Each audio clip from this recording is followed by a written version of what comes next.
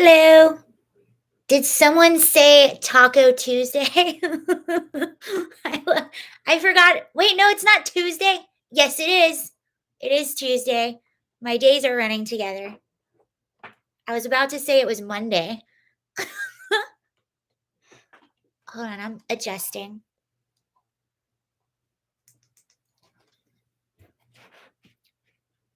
I can't believe I just thought it was Monday.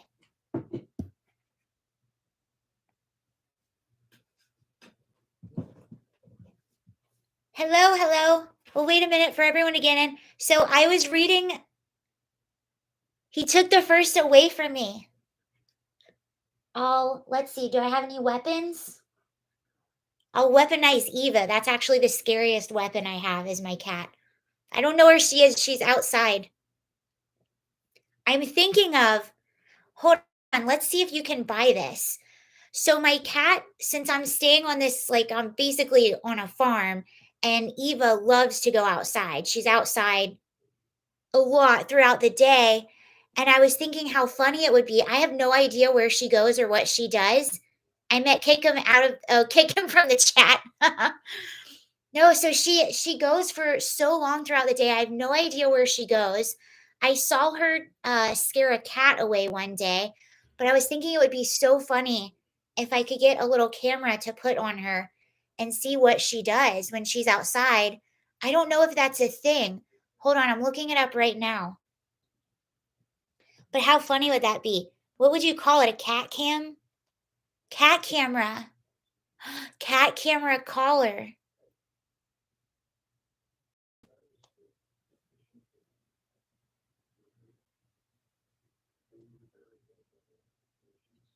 They're like 50 bucks. I don't know, is it worth it? That would be really cool. It's a little camera you put on their collar. I think I might do it. New wireless rechargeable Wi-Fi digital pet collar camera. I might do it. Hi, everybody. Hi, Glenn. Hi, Lance. I was thinking about it because I can't remember who sent it to me, but someone sent me. It's worth it. Yeah, I think it's worth it too. I think I'm going to have to get it. I might order that today. It depends on which one. They have several. One, let's see. Oh, that's a dog tracker.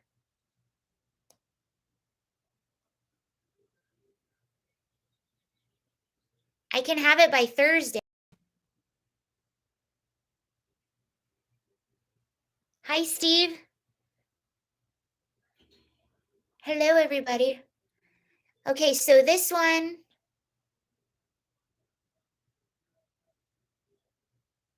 May 9th, that's too long.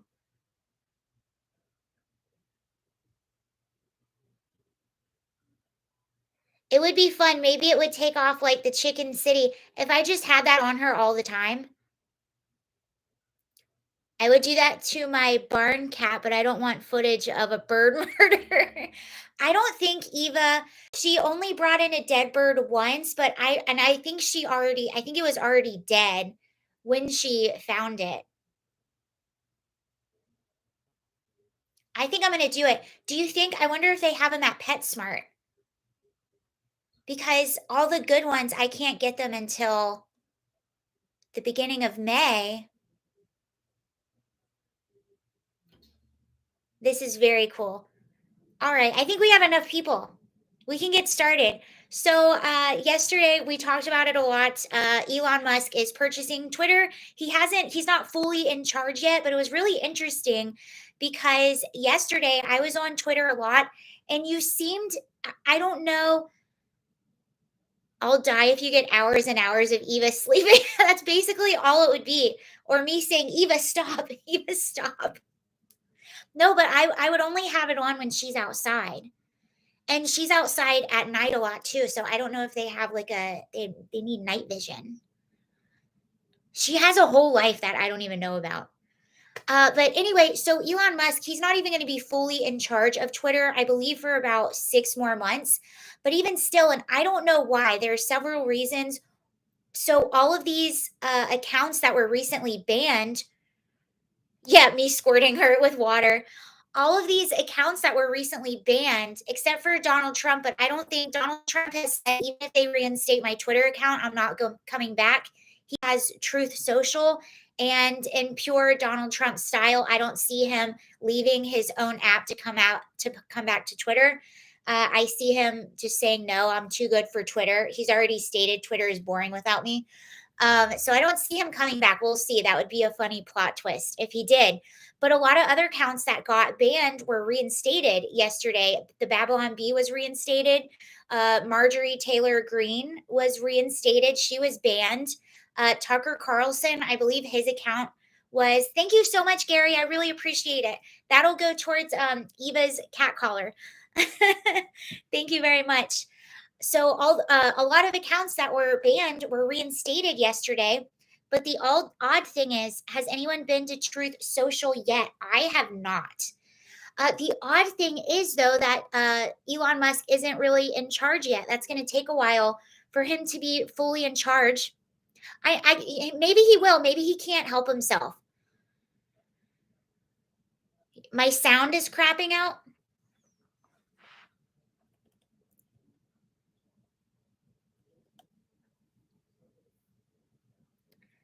Let me know if my sound is okay. I heard it was crapping out.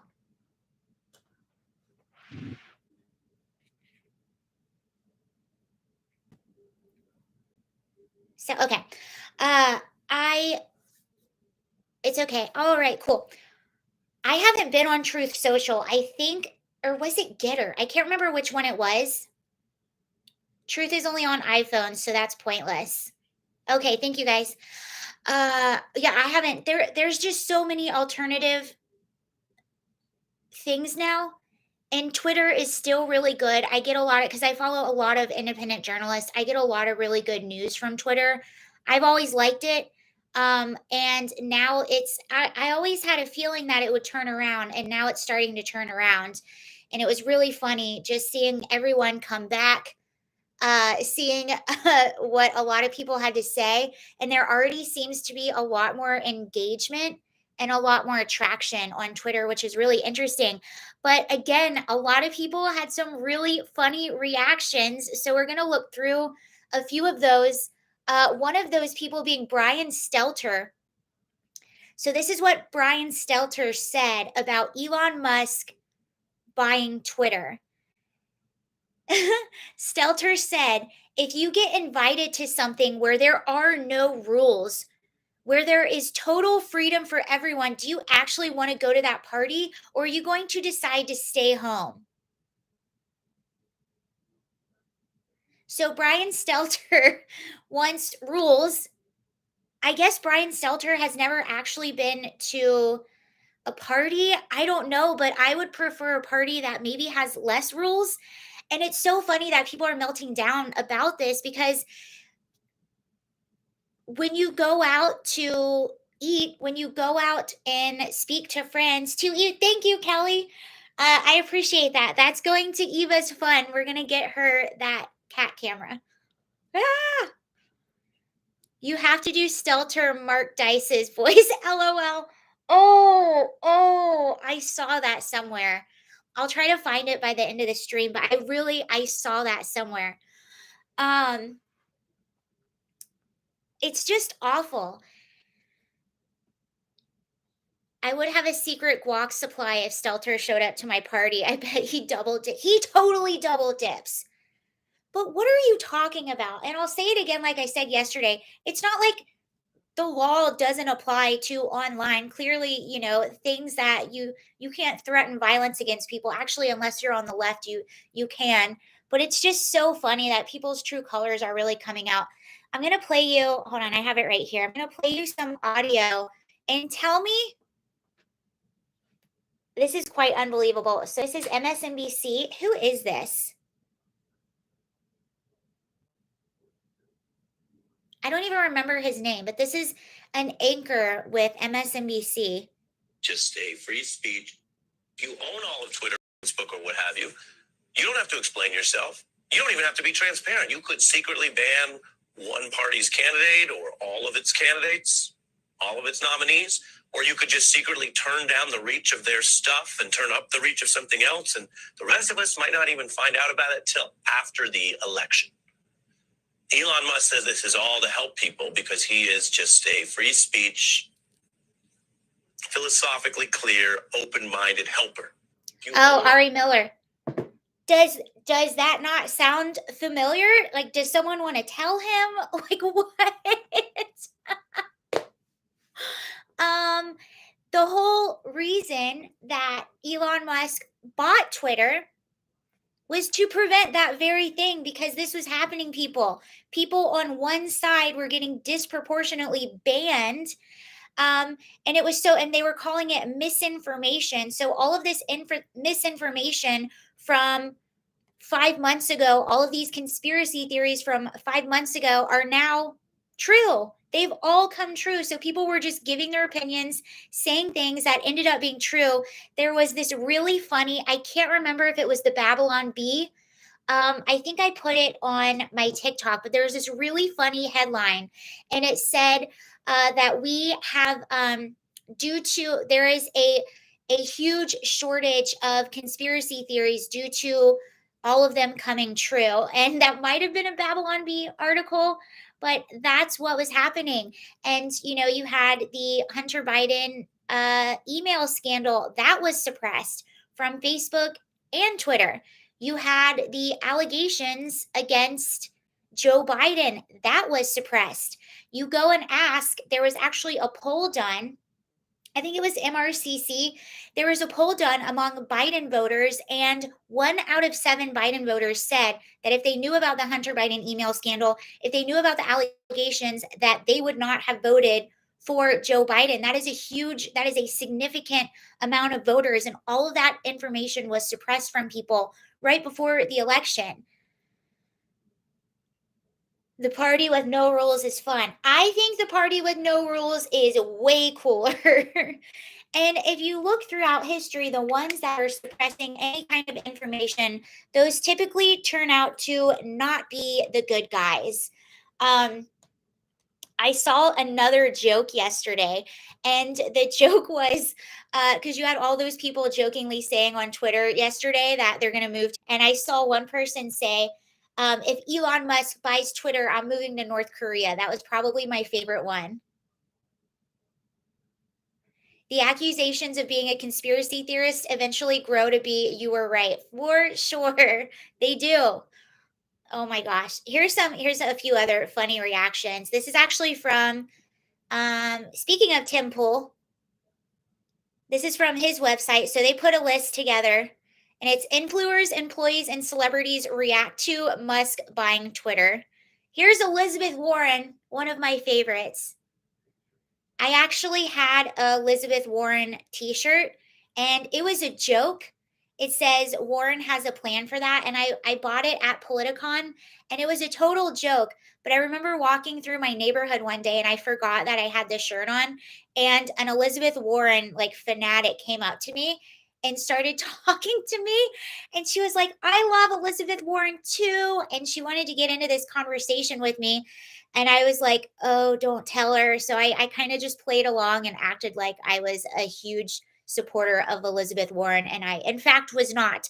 But the woman that came up to me, she was just your quintessential, like, suburban woman who went to university and just had all of the liberal, I hate to say it, but the liberal white woman care. It was all there. It was all there. And I had to play along, but I got out of there quick. Okay, so this is what Elizabeth Warren had to say about Elon Musk buying Twitter. She says, "This deal is dangerous for our democracy. Billionaires like Elon Musk play a different set of rules than everyone else, accumulating power for their own gain. We need a wealth tax and strong rules to hold big tech accountable." Oh, really? Again, that's kind of the whole reason that he bought Twitter, was seeing how they had so much power over public and political discourse. So it was really just to even the playing field, which isn't that the very essence of democracy, power to the people. And when you have tech people that are suppressing stories and not giving information out to people, isn't that sort of going against democracy? And I don't know if you know this. I don't know how this actually works out. I would like to look into it a little bit more. Hold on. Darn, that's not it. I would like to look into it a little bit more, but I was actually reading that one of the reasons, there's several different reasons why the Electoral College was implemented in the first place. And one of the reasons was that, well, one, to give more power to sort of the middle states, the flyover states, so candidates didn't just pay attention to like the coastal areas where they're a lot more populated. But it was also the founding fathers were trying to protect people from their own ignorance, and that sounds really mean, but it in fact wasn't. They were saying because back in the day we didn't have the internet like we do now, and it would take months sometimes for people to get the appropriate information. So news would break and it would take a really long time to reach some of those flyover states, some of those farmlands. So they made the Electoral College to protect people from their own ignorance just because they didn't have the tools to have all of the information necessary to make informed decisions. So even the founding fathers understood how important it was to have all of the information so that you can make an informed decision. And when you are purposefully and actively, making it so people don't have access to information so that they can make informed decisions about the people that they elect, that is anti-democracy. And that's what Elon Musk was trying to, one of the things that he was trying to protect is have one space where there's no censorship, clearly, unless things are illegal, then you take it down. Where there's one place where there's no censorship, there's freedom of debate. That is the most pro democracy thing that you could have. And I love a heated debate. I love when people go toe to toe. I don't like it when people call each other names and shut down conversation by saying you're an ist or you're a bigot or you're a phobe. I don't like it when people do that, but I do like it when things get passionate and a little heated because you're passionate about your argument, not shutting people down, but giving a better argument. That's not democracy. Shutting people down, slandering people into silence is not democracy. That's anti democracy. So, Elizabeth Warren, you're wrong.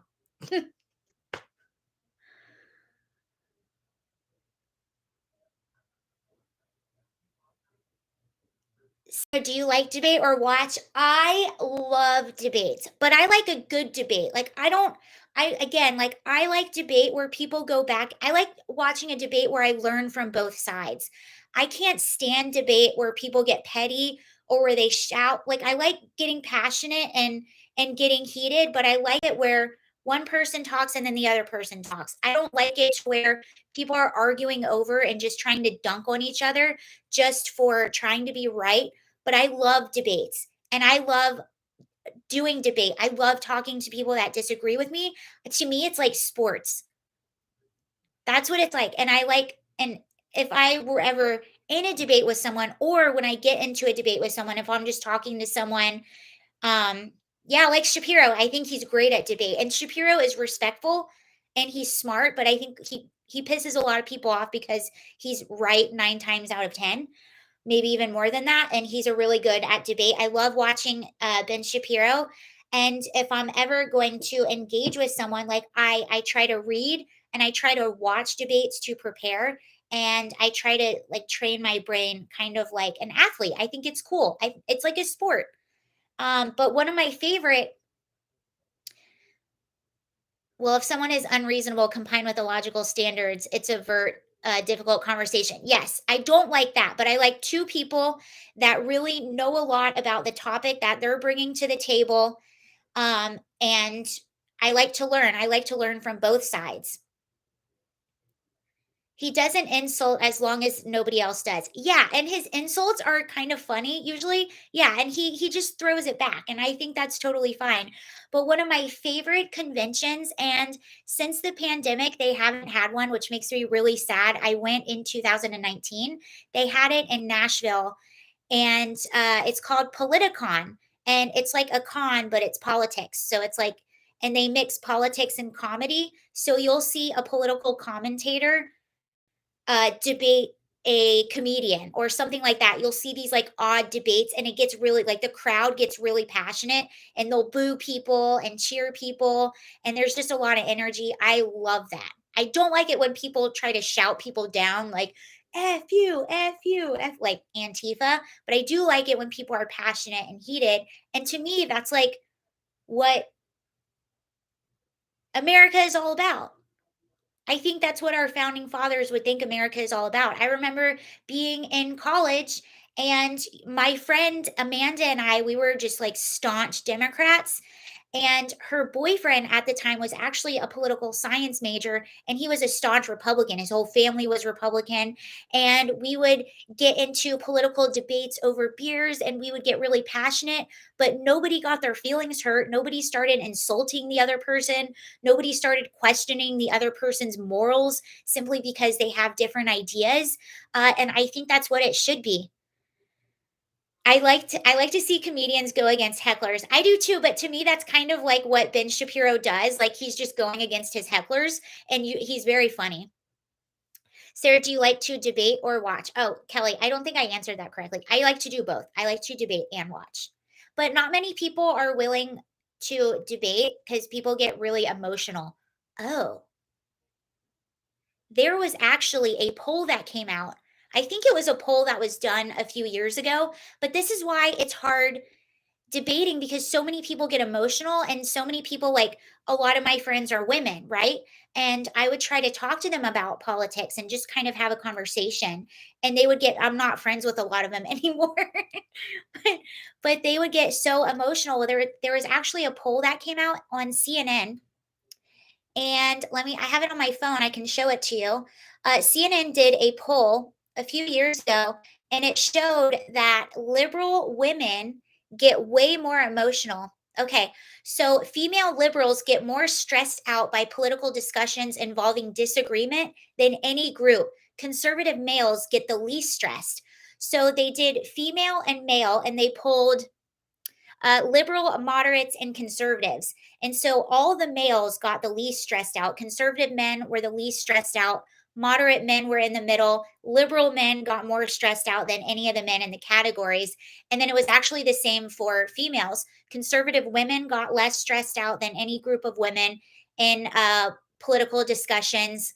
Moderate got a little bit more stressed out. And the most stressed group in political disagreement were liberal women. I'll show you the graph right here. But I just found that to be really interesting. So here's the men's side. You can see how little it is. The conservatives are green, moderates are red, liberals are blue. The same over here. Here's the females. But see, I think I'm down there with the males because I don't get stressed out at all. I just get passionate. And I love talking to people I disagree with because, again, I want to understand where they're coming from. And I approach conversations with people I disagree with two different ways. One, if it's a debate, you like prepare for it and you try to prove your point. But sometimes I've talked to people I disagree with. When I was living in West Hollywood, there was a BLM march. I actually joined the march and I just started talking to people. I should have filmed it, but I was new at all of this. I just started talking to people and I was just asking them questions. I didn't try to make a point. I didn't try to change their mind anything. I was just curious. And that's also it's a tool for you because you want to understand where the people that have opposite ideas from you, you want to understand where they're coming from and why they think the way that they do. It says you should know your enemy. Not that I'm enemies with them, but you know what I'm saying. I think you're a much better debater and I think you're much better at proving your point and changing people's minds if you understand the people that you disagree with. And I think a huge problem with liberals is they don't understand conservatives and where they come from. For instance, they get everything wrong. The they get pro-lifers wrong. They view pro-lifers as you're anti-women, but pro-lifers are just pro-baby. They're pro-life, but they think they're against women's rights. And that's why I think they fail in a lot of debates. If they actually understood where pro-lifers come from, I think they would be much better with discourse and debate. The same with everything. The whole transgender, like gender ideology and gender identity. They see it as, oh, if you say anything, you're automatically phobic, instead of understanding that the other side has nothing to do with that. It's being pro women. You can tell who has emotional damage and the ones who say Trump. Yeah. They get so triggered just off of, because they've been manipulated by the media. They get so triggered. You'll say one word and they just get I had I had a friend that would do that, because when I was sort of, we're not friends anymore. I think because I worked for Blaze TV, I was on like a little sketch show for Blaze TV, and I think that was the final straw in our friendship. But when I was like going down this little rabbit hole and I was learning things, and I was learning like the truth behind the media, when I started paying attention to people like Ben Shapiro, I would be like, I listened to this guy, Ben Shapiro, today, and he said some things that were really interesting. And she would just look at me like, Ben Shapiro? He's like I can't remember what she called. Oh, he said he's like the alt-right or something. I'm like, no, he isn't. Elon for the win. Yes. Spit when they talk.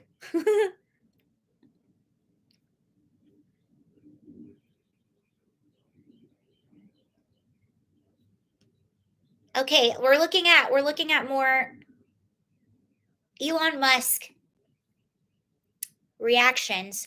Rob, is it Rob Rayner? Rainier? Rob Rainier. I know who he is. I've seen him talk before. Now Elon Musk is buying Twitter. The question for all of us is, will we allow a criminal who used this platform to lie and spread disinformation to try to overthrow the US government to return and continue his criminal activity? And if he does, how do we combat it? I don't think Elon Musk, honestly, I believe Elon Musk is a liberal. Am I correct? I think he's liberal. Reiner, Rob Reiner.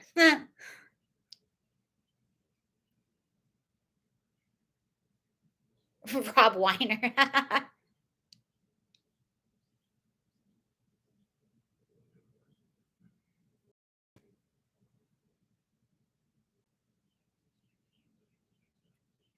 I think Elon is a left-leaning libertarian. Yeah, I honestly think he is.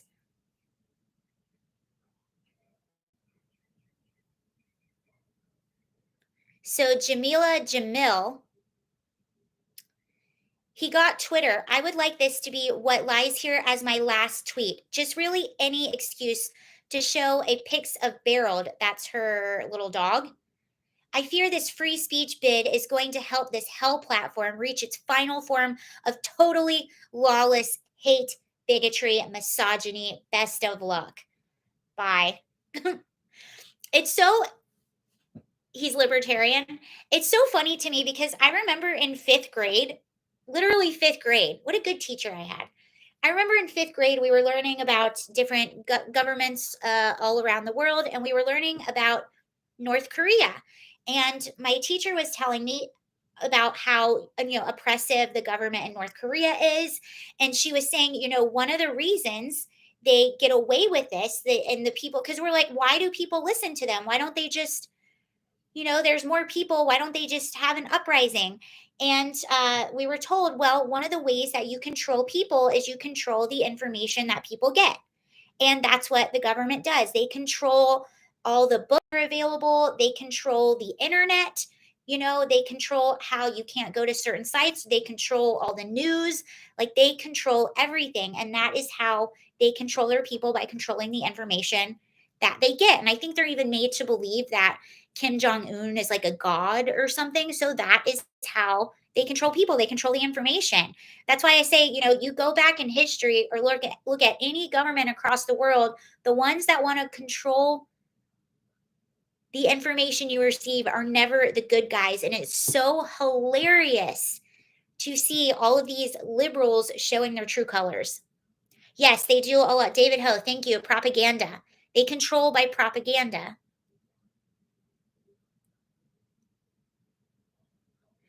Everyone who is not lockstep leftist progressive is an automatic right wingist phobe. Yeah, I told you guys yesterday I was talking to these two girls. One was like in her, I think she was about 21. The other one was 18. And they asked me if I was red or blue. And you know what that means. And I said, oh, red. But even they understood. I was like, I used to be blue, but the party just went off the deep end for me. And actually, a lot of my views are pretty moderate. But now being moderate is you're labeled right wing. And even they agreed, they're not girls that are super political, but they know what's happening.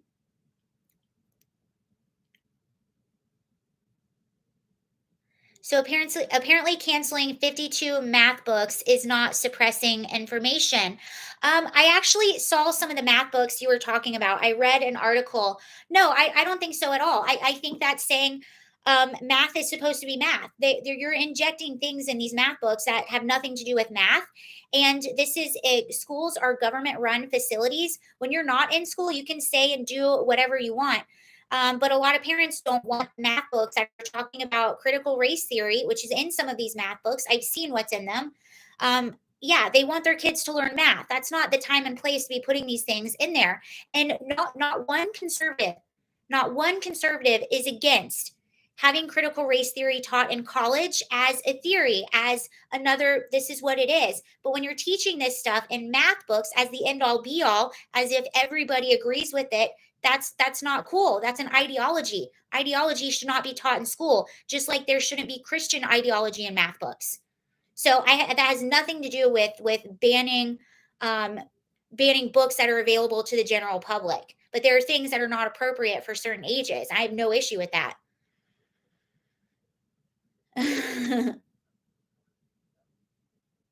Yeah, just use math, man. Sun Tzu said, know the enemy and know yourself in 100 battles. You will never be in peril. Yeah. Oh, I have that book. Where is that book? I need to reread it. That's a really good book. The Art of War.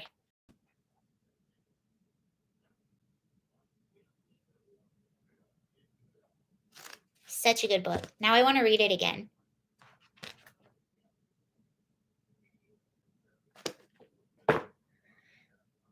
I read the math books too. They referenced math problems. I'm talking about the specific ones that were banned or that were not allowed in school. And school districts and states have the right to choose what school books they want to use. There are several companies that make school books. So a school has the right to say we don't want these school books. We're going to use these school books. There are several different companies that make books for school children. Go check out Turncoat Dawn's video, The Anti-Vaxxers.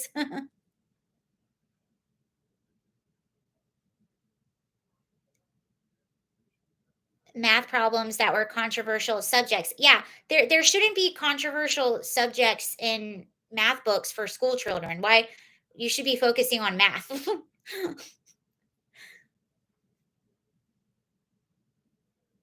Thank you for the link.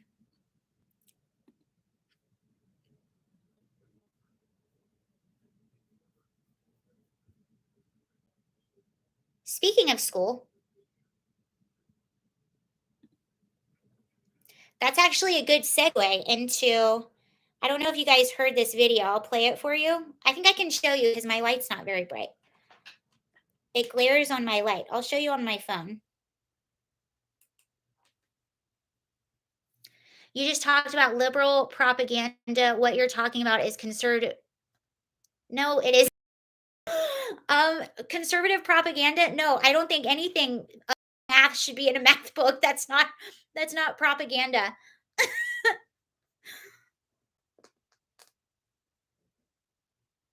I don't think there should be conservative propaganda in a math book either. There should be zero. It should be math. That's what should be in a math book. They're incorporating color into math. Yeah, they're incorporating things like race and CRT and stuff like that into math books. And that's an ideology that not everybody agrees with. And most parents don't want their children to be taught. They just want them to be taught reading, writing, arithmetic. That's actually you made the opposite point that you intended to make.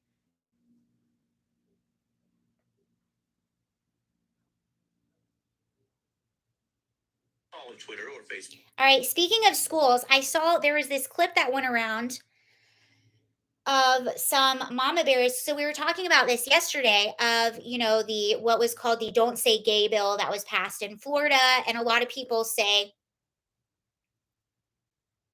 sorry, I was reading that comment. Math 2 plus, exactly.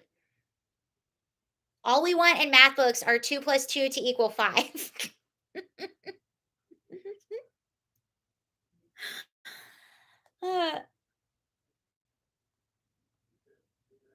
Uh, so we were talking about the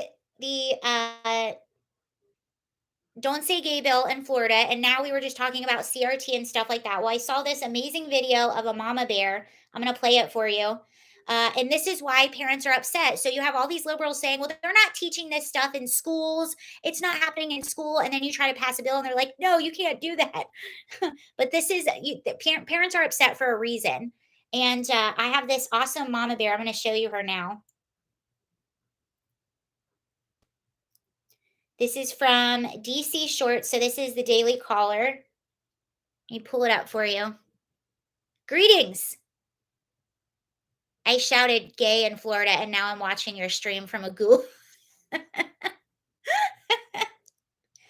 like to call it the doesn't say gay bill because it doesn't say gay anywhere in the bill. It doesn't point out any type of orientation. And somebody brought up a good point too. Back in the day, like when we were taught sex, I don't even know if I want to get into that. I was actually taught to I used to work with teenagers. I worked at a crisis center for teens and they had school during the day. And I was actually taught to teach like a sex ed type course. And I think I taught it to one group and thankfully I never had to do it again. But I took like a week-long training in this. I still have, this is so bad. I still have a little stress ball that looks like a sperm. I can't even believe I just said that to you guys.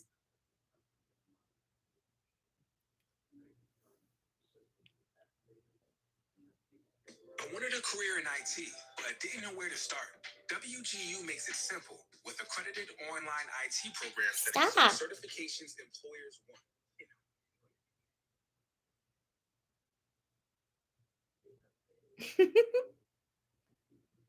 Right?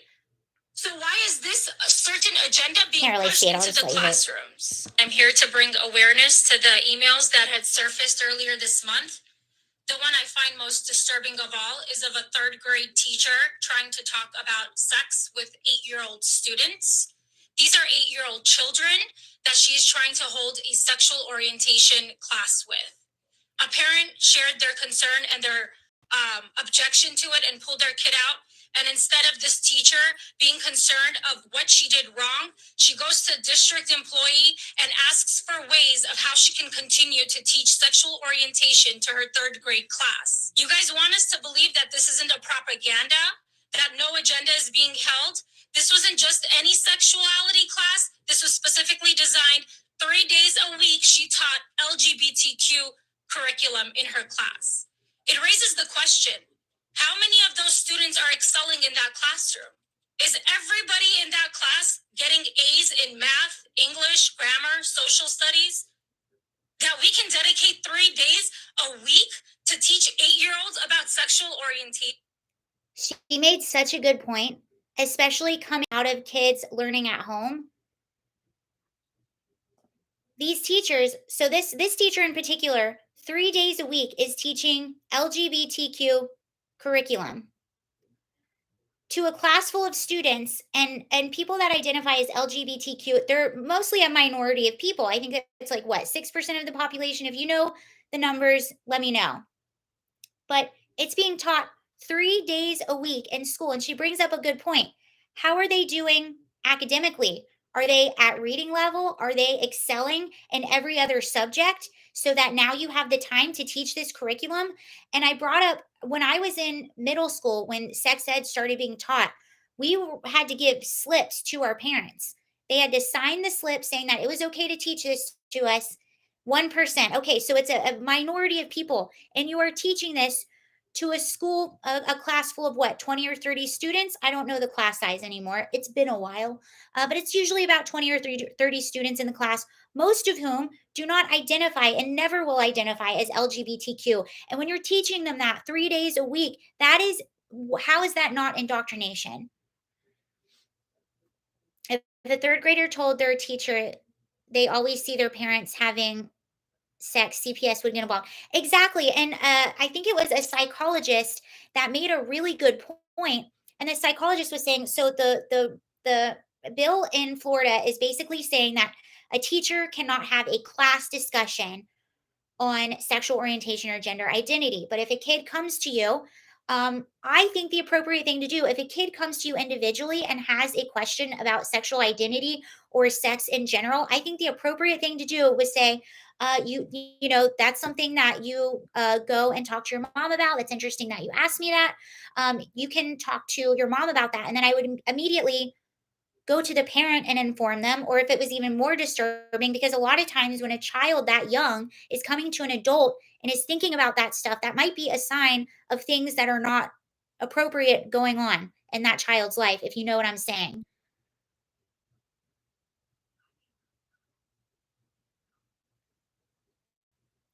And the thing about kids that are that young, when we were just talking about race being injected into things like math, kids don't see race that young. They don't see different colors. They just play with each other because they're nice or they're fun or they want to have fun. Now you're injecting all this stuff in their heads that separates them. I think there's an age appropriate, an age that's appropriate to delve into that stuff. And kids that young, that's not it.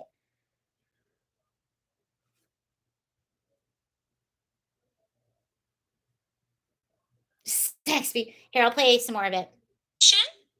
I don't care what kind of sex is being discussed. The word sexuality, nudity does not belong in the ears in a classroom of 8-year-old kids.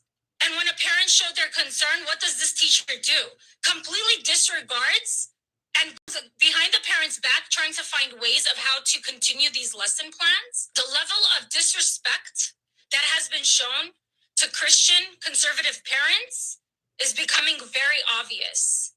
It's like all of a sudden, just because we don't fit the agenda, we don't fit in within the parameters of the agenda that's being pushed, we're being disregarded and pushed to the side. We're not talking about having people excluded. We're talking about the level of uncomfortability that some parents are experiencing. And that's important. Because if you guys want to talk about including all, listening to all, every student matters, our kids matter too. And we don't want those subjects being taught to children who are just 8 years old. And the topics get worse and worse, and the subjects get more detailed.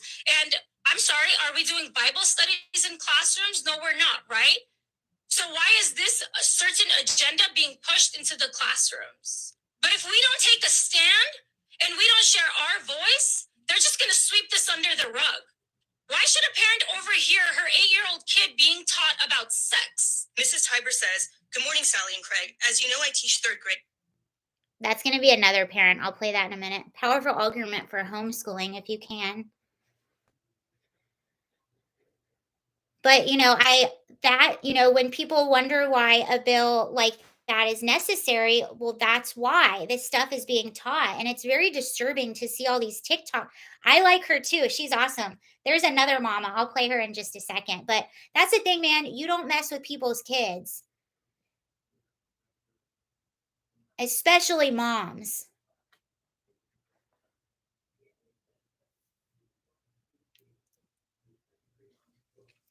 They don't want us to reproduce. You know what's so funny? Okay, so Smitty just said they don't want us to reproduce population control. I Sometimes I think about movies that I watched as a kid, like movies that I really liked. I was thinking about, do you remember that movie Romy and Michelle's high school reunion? But think about these ideas through entertainment that are sort of put. I'm going off on a different subject. This was just something I randomly thought about when because now I think about entertainment a lot more when those Disney executives came out and said that they were purposefully going to inject um gender identity and LGBTQ into children's programming. And remember, that part of the population is only about, someone once said 1%. We'll go even farther and we'll just say 6%. We'll say 1 to 6%. But I think you're right. I think it's about 1%. When it's only that much of the population and you're injecting it into everything, especially like super young kids, it puts things in their heads. And but I was thinking, but ever since that came out, I was thinking about the entertainment that I've watched. And think about the movie Romeo and Michelle's high school reunion. I watched that as a young girl, and it was a great movie. It was a funny movie. But think about the whole line of that movie. So they were two girls that weren't married, that didn't have kids. They lived in Venice Beach together. They worked at a store. They went to their high school reunion, and they found that all the people that were married and kids were actually miserable and that their lives were way cooler. Because at first they were embarrassed at the fact that they were not married and didn't have kids. But the movie ended up to be, no, our lives are way cooler than these lives. These married people with kids are actually like really miserable. But I kind of thought about that. I thought about it too, because I don't want to tell you what it is. I recently had an audition for, it was an animated character that's a very well-known character, and it was a female character, and I was a little disappointed in it because there was a lot of sort of toxic feminism that was injected into the storyline, and I couldn't believe it. It was this idea that men are bad and women are better off being single was being injected into a storyline of a show that is made for young girls. And that was the first time I had seen, because I still audition regularly, but it was the first time I had seen something injected that blatantly into a show I read for a kid. And it didn't really feel good. I ended up doing it, and I sent it in, but then I was like, gosh, that didn't feel good. No, I won't tell you what it is.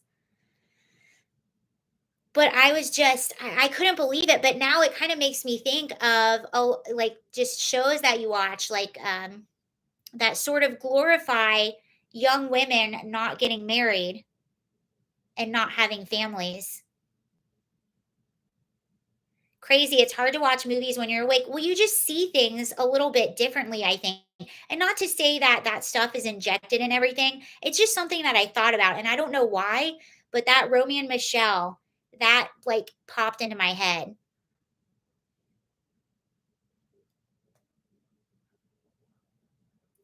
No, it wasn't date. I'm not going to tell you what it is.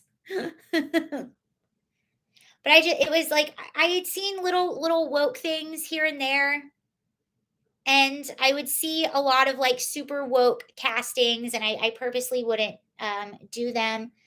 But that was something that was, usually they're very open. They're like, this is a show about two toxic feminists being toxic in their everyday life. Usually they're kind of outspoken, but this was like a mainstream character that I used to watch, and I was just really shocked to see that injected into something mainstream. Wokey woke, yes. Let's listen to Other Mama because I like them. This is, what school district is this?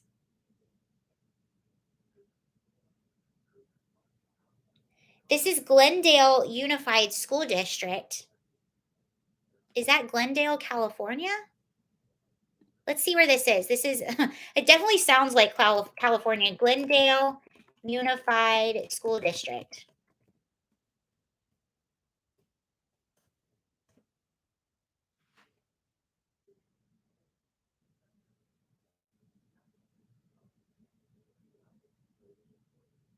Oh my gosh, this is so funny. The first thing that popped up when I Googled Glendale Unified School, oh, sexual orientation came up. They have a diversity and inclusion. The Glendale Unified Board of Education established a policy declaring that discrimination, including discrimination against an individual or group based on race, ethnicity, nationality, religion, marital or parental status, physical or mental disability, sexual orientation, gender. Okay, all of those are good things, but sometimes that comes out. It is California. We all know what diversity and inclusion actually means. They make it sound really well, but it means that they're injecting this stuff into young children. So this is Glendale, California. And here is the other mom at the same school board meeting. No, it's California, I think. Yeah, this one's California. Oh, because I accidentally it finished. I guess a lot of people were searching this, but it actually completed my search and put sexual orientation. That's why I was thinking the same thing when that's the thing first that popped up, but it was because it automatically, I guess a lot of people were searching for that. I don't know, but it automatically put in sexual orientation. And then the diversity and inclusion mission statement came up. All right. Here's other mama bear. Today I talked to my class about LGBTQ Pride Month and played 2 short videos This is an email from a teacher. from YouTube that were geared toward Hi, kids. A parent who heard the lesson and discussion made her daughter leave the Zoom and texted me asking when I was done discussing sexual orientation so that she can let her kid. Okay, sorry, context. So this was an email from a teacher, and this teacher the kids were at home doing Zoom class, and a parent of one of the kids in the class saw that she was teaching this like LGBTQ, like sexual orientation lesson. So the mom turned off the kids' Zoom and then texted the teacher. And this is the teacher complaining about it. Hello, Pennsylvania. Back What onto part? Zoom. I was planning on doing more lessons tomorrow and Wednesday, but now I'm afraid to. After Good. sending the email, Mrs. Tiber received a response from Mr. Craig Lewis, part of district staff, that said, "Do not be concerned or afraid. Your principal should support you, as I know that our district, including Vivian, does." End quote. This district staffer goes even further and gives more media recommendations to the teacher, but says to steer clear of content that says sexual or coming out, since it may raise red flags. In other words, coaching this teacher on proven methods to push her agenda, but to stay under the radar.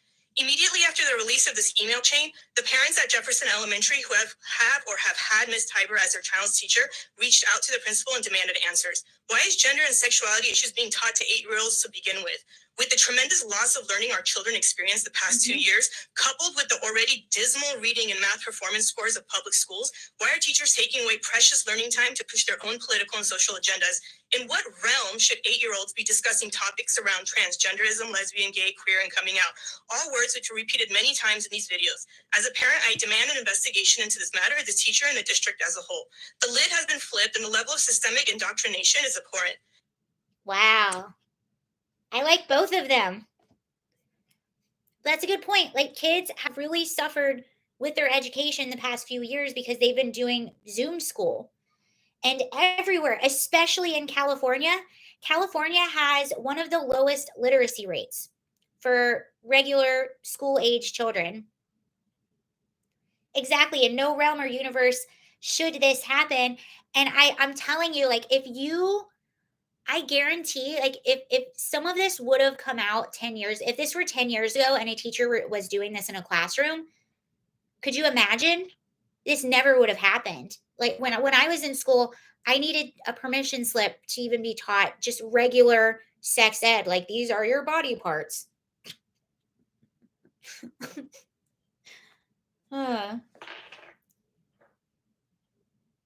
The sex ed, it wasn't really sex ed, but I used to work at a crisis center. It was a family crisis center in Denver, Colorado, and we took in like abused and neglected kids. But typically they came to us for behavioral issues, but the source of a lot of their problems were neglect at home.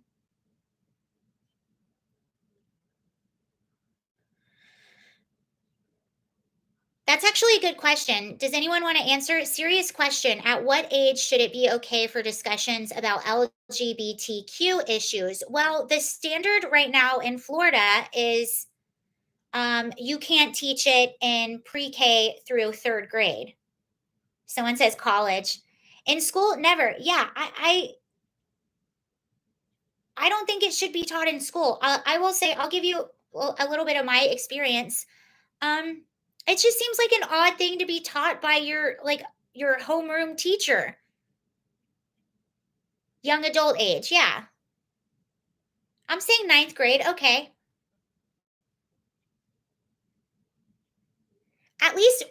at least until you're old enough to even understand it's not the school's responsibility, it's the parents. These are interesting answers when they ask. I mean, that's a really good question, but I do think most people agree that definitely not 8-year-olds. But when I taught it, it was it wasn't like a anyway, I worked at this crisis center and a lot of kids that came to our center were kids that were out partying and they were getting in trouble. They were getting in fights at school. They were getting suspended from school. They were cussing out their teachers. A lot of them were in gangs, and so I took a week long training course to teach something called street smarts, and this was where we actually just taught kids about how to we would give them scenarios like if a guy is trying to pressure you into doing this, this is what you can say, but we would give them real life scenarios. But that was appropriate, but to me that's not appropriate to be taught in a regular school or to younger kids. We were teaching what was appropriate for our kids at the time because they were already engaging in all of these behaviors. So we were giving them tools to make safe decisions in situations that they were already in. So that was appropriate for our kids that we had at the time. And my kid, they were like 15 and up. So these were teenagers, and these were teenagers that were going to parties and that were drinking. They were involved in gangs. We had pregnant girls, but so that was appropriate for our kids for their specific needs. But that wouldn't be appropriate for, I would say, to be taught in a regular high school. And it was also age appropriate for our kids, but that wouldn't have been appropriate to talk about with younger kids. I actually had an instance too. This is really interesting. This is when I first noticed that something was a bit wrong. So when I went to high school in Georgia. It was a very like athletic high school, a lot of jocks, if you will. And when I went to high school with 4,000 kids. It was a huge high school. There was only one person only one guy who was openly gay, just one person. And he got made fun of a lot. And I hated it. I actually stuck up for him several times because no one else would stand up for him. He didn't have a lot of friends. He was definitely an outcast. And the football players used to make fun of him. So I would stand up for him. I won't say his name. That's weird. But so fast forward to I'm in my early 20s and I'm working at this Denver Family Crisis Center in Colorado. And there was an LGBTQ center. It was like an after school center where teens could go and they would do like poetry, do art, read books, kind of like hang out. They had like after school snacks. And um so some of our kids, we were a residential facility. So some of the ones that were on like a certain level, like they were well behaved and stuff like that, they could go out, and some of them would go to this center for like maybe like a Wednesday night for an hour or 2 hours to watch their poetry night or whatever. So we had a partnership and we would do that with them. And some of our kids would go there. Like our teens would go there, not the kids, but the teens. Um, I think that our generations were taught correctly, properly, but today's teachers are creating dysfunctional children. I wholeheartedly agree with that, because they're dysfunctional and they are pushing their dysfunction on the kids and they're seeking validation through children, which is what I think a lot of this is about. So anyway, there was this group, and one night I was working with the girls, and we were on the residential unit, and the director of this facility was going to come to our facility and hold like a thank you so much, your average Zoom user. Do you think being gay is a biological thing or more mental social construct artificially created by society? Good question. I'll get to that in a minute. Uh, so anyway, he was going to come and do like a 30-minute group with our girls. And keep in mind where I came from, where there was only one person who is openly gay and he got made fun of.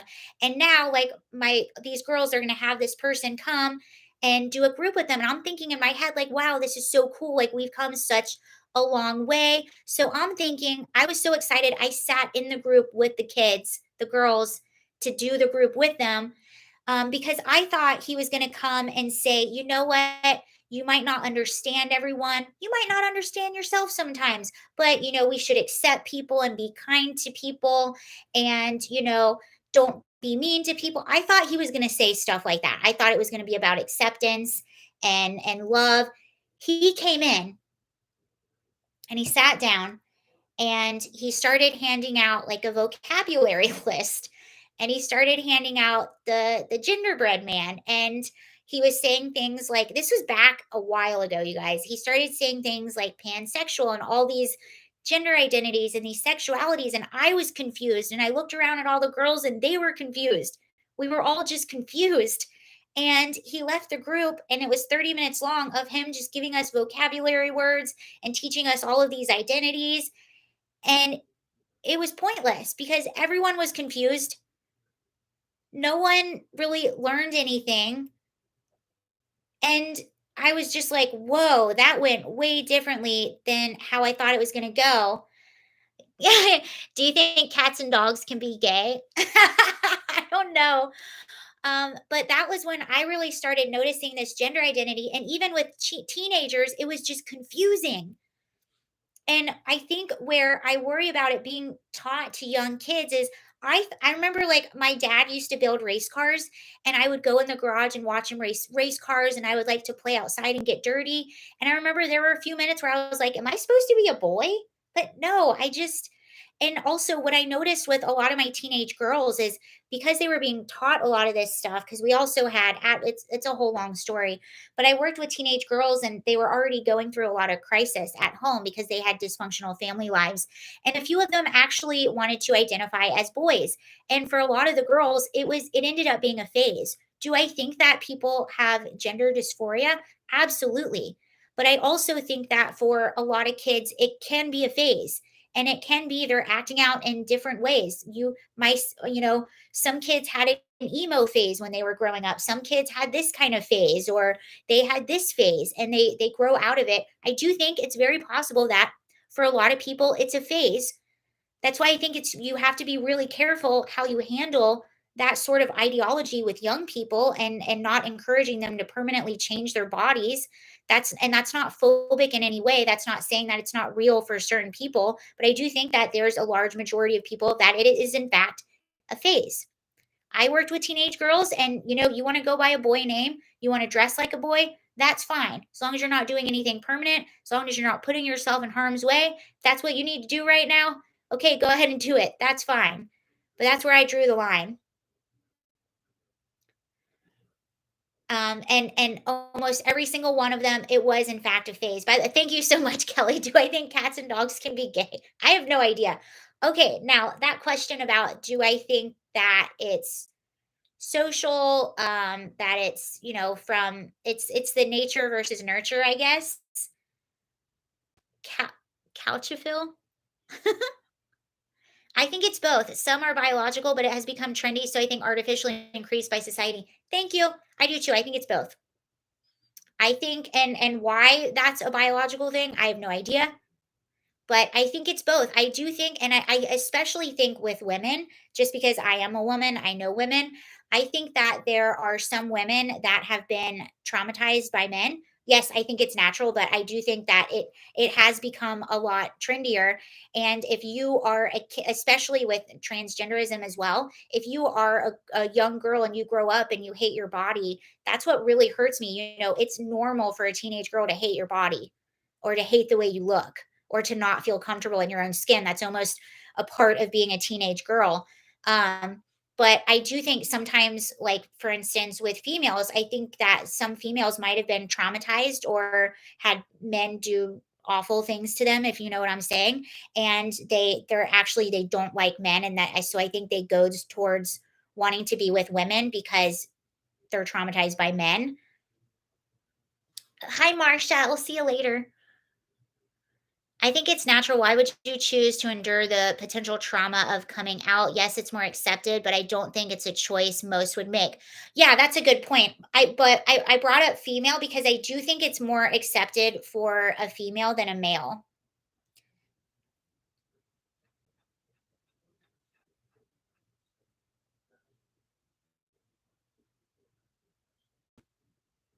See, I don't have an issue with people who identify as gay, but the moment you shove, yeah, I think that's where it's sort of the kind of radical gender ideology is going, and the stance I took when I was working with girls. You want to go by a boy name, you want to wear clothes that are a boy, I'll call you your name, all that is fine. But the second you put yourself in harm's way, like, going into, I don't know, a boy's bathroom or something like that, I think where it becomes an issue is when you're impeding on other people's rights, and when you're pushing and when you're saying, this is my ideology, and whether you agree with it or not, you have to accept it and you have to change your own rules to appease me.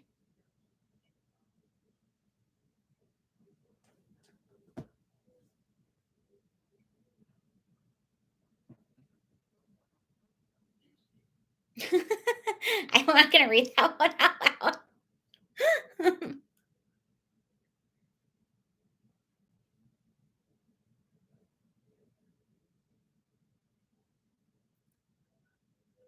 Homosexuality, oh, I didn't get to read that one.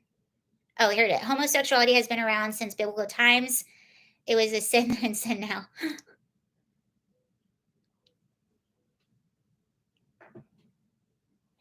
I think more people,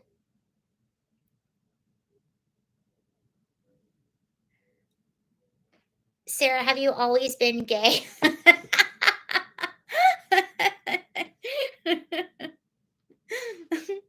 Well, it's interesting. I have a family member who he's gay, and it's actually really sad because he grew up Catholic. His whole family was Catholic. They would go to the Catholic church every Sunday, and his mom. It was really heartbreaking. And to me, like, he was always like you. He was always gay from the moment, like, he was always gay. But he sort of came out. You're from LA.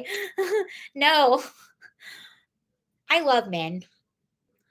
Um, he Looking back, you're like, "Oh, yeah," like, you just knew he was, but he finally, like, sort of, like, came out when he was in high school, and they had to stop going to the church because the church kept saying, like, "It's evil," and things like that, and my aunt was like, "How can my son be evil? Like, that's my son." Um, but I do think, I think, Sarah, would you date Jen? Heck no. Look, Jen Psaki is, oh, yeah. But I do think, like, I look at Ben Shapiro, for example, and he says, I think you can be someone who maybe doesn't agree with the lifestyle, but I also think that that doesn't mean you insult the people or say that you're evil or blah blah blah. I think you can still be friends with someone and just have a different idea, just like you can be friends with someone and disagree with them on things. She would be annoying. I'm honestly speechless as to how I'm trying to be polite. I find I'm trying to be polite, but there's no way I can be polite. I find her grotesque. I do. I think she spelled Carrie wrong. I couldn't date her because she's such a liar. I know.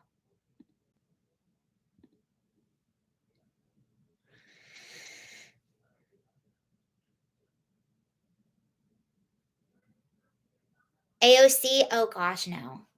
And I know a lot of people find her attractive. I don't find her attractive, and maybe the reason I don't find her attractive is a lot of times, if I feel like feel if I feel like you're ugly on the inside, or you just like push things that are not true, or you're a liar, I even if you are an aesthetically attractive person, all I see is ugly. For instance, I was watching the Johnny Depp trial earlier today, and I've just been enthralled in this. It's completely fascinating to me. It's just very fascinating. Um, and Amber Heard is sitting there on the stand, and I can admit that. So Johnny Depp versus Amber Heard, he's suing her for defamation. No, Siri. So I can say someone like Amber Heard, with everything that's come out with all the audio recordings, I can say that she is an aesthetically very beautiful woman, but when I look at her, all I see is ugly. Like, all I see is nastiness. And I think that your insides start to come out on your outsides. If you're ugly on the inside, then you're ugly on the outside for the most part. Yeah. But some people, they are like, for instance, Amber Heard, that she's very aesthetically beautiful. If I didn't know anything about her, I would think, okay, that's a very beautiful woman. But knowing everything that's come out, I look at her and I see ugly. It's just all I see is ugly, and it's kinda sad, actually.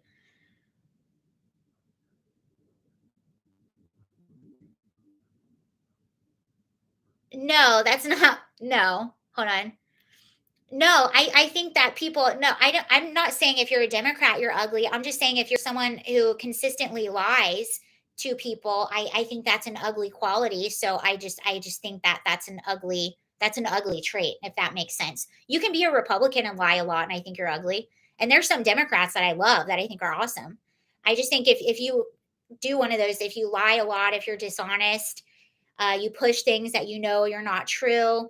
If you make drama where there's no drama, I think that to me are ugly qualities. So I see, even if it's someone that I know is aesthetically beautiful, I just see ugly. That's what I mean. That's how Chrissy Teigen looks to me, except way worse, kind of like the press.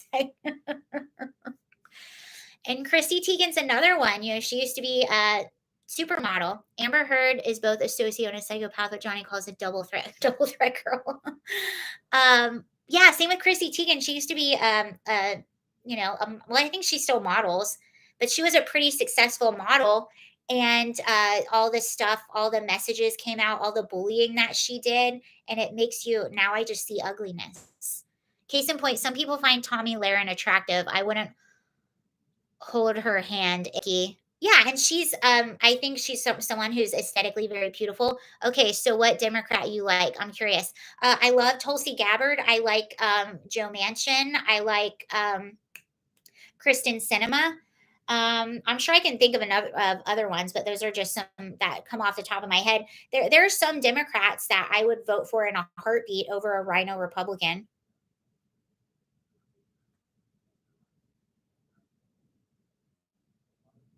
And the reason I like them is because they don't just automatically go with their party, they go on principle. And I think that's noble.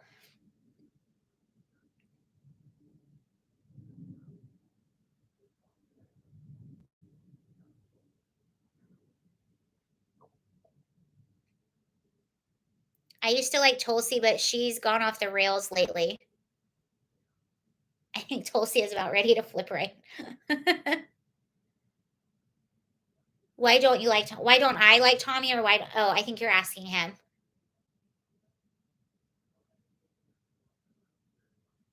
Chrissy Teigen got kicked off Twitter. Well, you could probably join back now.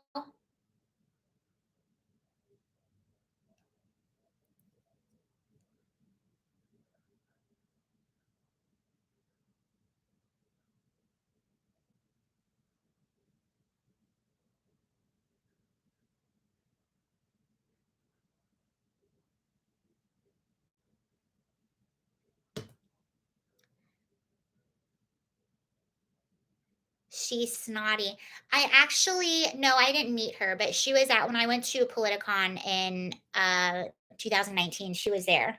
I think she had a fiance at the time. Oh, I put this to talk about last. Bobart seems all right. Tulsi could be our next president if she played her cards right. I just think she's an awesome person. I think there was somebody said she's going off the rails. Are you talking about the cease and assist?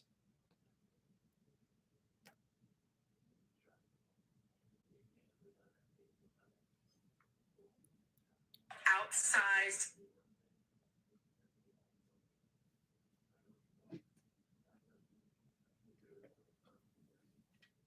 Kelly said I would vote for Tulsi. After CPAC, I don't think Tulsi is welcome. I really respect politicians that don't just agree with everything their party does. Um,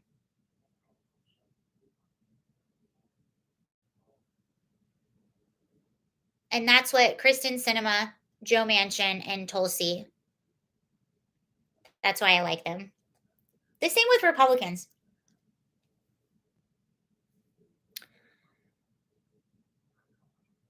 I was going to show you guys what Tim Pool did recently.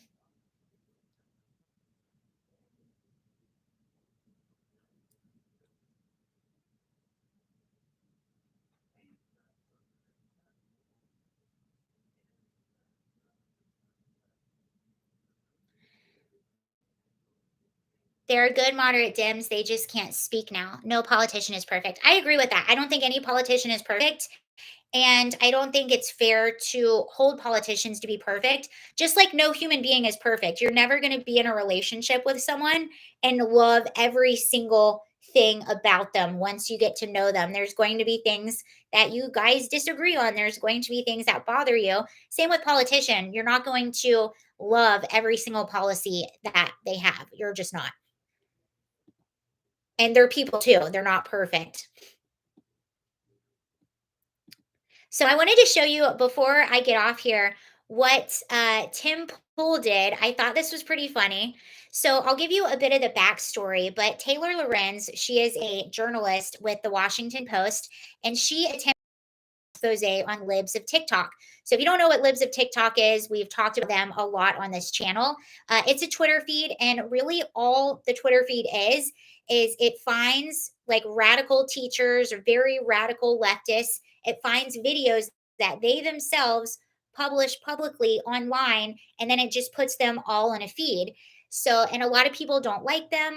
They've been very effective at sort of shining light on a lot of radical leftist ideologies. They've shined a lot of light on what teachers are doing in the classrooms.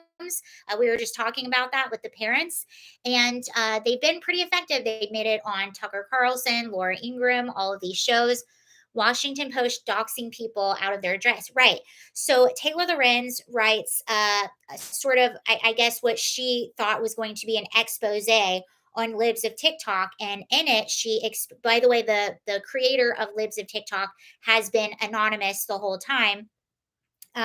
So she found out the name of the creator of libs of TikTok, posted all of this like personal or like private information about her, and there was even a link to her home address within the article, which was really bad. And that was reported on by Tim Pool. It was reported on by Fox News that the link to her home address was actually put in the article, which caused her to have to go somewhere else to be safe. And then the Washington Post quickly changed the article and tried to say, no, we never doxed this person. But also, the interesting thing about the article was all the article was really about was this is who's behind libs of TikTok. It wasn't like, why is the libs of TikTok so popular? Why has it been so effective? What's the story behind all of these videos? Why has this Twitter page grown so much? That to me would have been an interesting piece to write to try to figure out why libs of TikTok has taken off the way it has. She went on to call it phobic and hateful and all of these things. But keep in mind, all this Twitter feed are just reposting videos that other people posted and made public. So the Washington Post basically doxed, and Taylor Lorenz, the journalist who did this story, went on a media tour saying that we never doxed anyone. This is just misinformation. It's not true. And so Tim Pool, by the way, his Timcast is the one that actually kind of investigated this and saw no, the Washington Post did in fact post her address, which is doxing. Yeah. So what did Tim Pool do? Well, first I'll read you the tweet and then I'll show you what he did. So Tim Pool tweets out, the Washington Post and Taylor Lorenz doxed libs of TikTok. They included a link to private work details and an address listed as lib's private home. They lied about it, so I got an ad in Times Square calling them out. Thanks to Jeremy Boring from the Daily Wire to assist. So I will show you that. Let me minimize this. This is in Times Square. I'll show it to you and then I'll read you what it says. Let me see if I can. So this is in Times Square. It says, "Hey WAPO." I'll read it. I'll show you. I'll read it to you first and I'll show you. It says, "Hey WAPO, democracy dies in the darkness. That's why we're shining a light on you.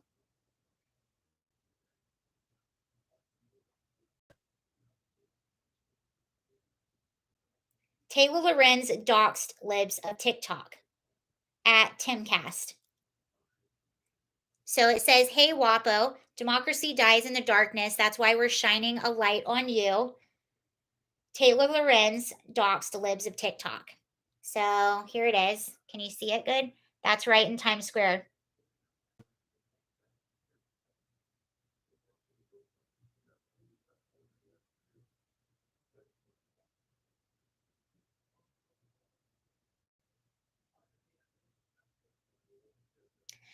I wonder how much that cost. That's what I want to know. I know I know he did it with the help of the Daily Wire, but I want to know how much that billboard cost.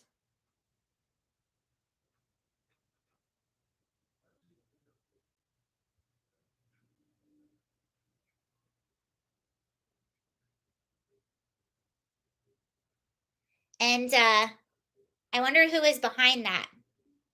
Oh, it was Jeremy Boring and Tim Pool. I think that's what you're asking. I don't know. More than a standard. Yeah, that's pretty cool. So Taylor Lorenz responded and she says, "Tim Pool and the CEO of the Daily Wire took out a giant billboard in Times Square today in an attempt to discredit my reporting on libs of TikTok." And then she showed it. And Tim Pool responded with, "I'm not discrediting your reporting. I've repeatedly said it was justified, and publishing a name, we can argue the merits." Oh, wait, hold on. He says, Tim Pool responded, "I'm not discrediting your reporting. I repeatedly said it was justified, and publishing a name, we can argue the merits. I'm calling you out for lying when you and WAPO denied linking to private details. You publish Lib's private address, just own it." WAPO's motto should be "Democrats die in the darkness."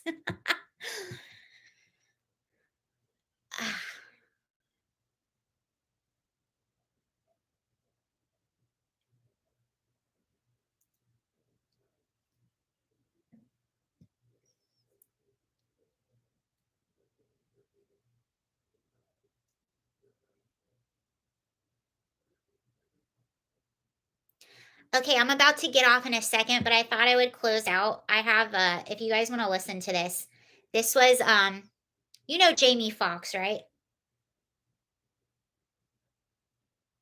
So this is we'll close out on this. This is Jamie Foxx and he was on a podcast and he was talking about some friends visiting him, I think in Texas, and he took them out on a boat and he was like, "Listen guys, these are Texas people and you're going to see a lot of Trump flags and stuff like that, but they're cool." And they ended up hanging out with a bunch of people on Trump boats, sharing beers and hanging out. All it's a really cool story. Thank you. So we'll close out on this. Changes is a lot of great people, on both sides. Excuse me, fake news. They tried to give me the fly to Destin, Florida, with all my homies, and I said, "Listen, y'all gonna see some shit you ain't never seen before. I'm from Texas, so these are my people. We're on a boat, on a black boat, as a matter of fact. We're the only black people. Trump flags. And them homies like they from San Francisco. Yo, we gonna end up in this one ocean, man. These white motherfuckers." I said, "Relax, Southern, trust me. Right. We dock our boat, right? They're playing proud to be an American. Love Lee Greenwood. So walk to the back of the boat. White dude with a ZZ Top beard in the water. Jamie Foxx, what the hell you doing here?" I said, "Man, I come to kick it with you." Changes his music to Gold Digger. I said, "Y'all meet me in the middle of the water. We're literally drinking out of the same bottle." Army Air Force, Navy, Marine guys were all there. We had a great time. We ended up spending the whole day together. This is how America should be. Good old fashioned kicking back and having a good time. I heard one of them. I knew Jamie was a patriot. So he's talking about all these people that should have been disagreeing instead, just kind of hung out together and had beers. And he was like, that's how America should be. I like it. I like Jamie Foxx even more now. All right, y'all. Oh, my stomach's growling. I'm gonna get something to eat. Okay, that was a lot of fun. You almost cried? Great show. You're doing good. Even-handed work. Thank you very much. Here, thank you guys. I'll be back if you want to join again at 2 p.m. tomorrow. I'll be back with more. Twitter. Thank you, Kelly. Bye. Thank you so much for the super chats and everything. I'm going to look at some cat cameras. All right. Bye, you all. Bye.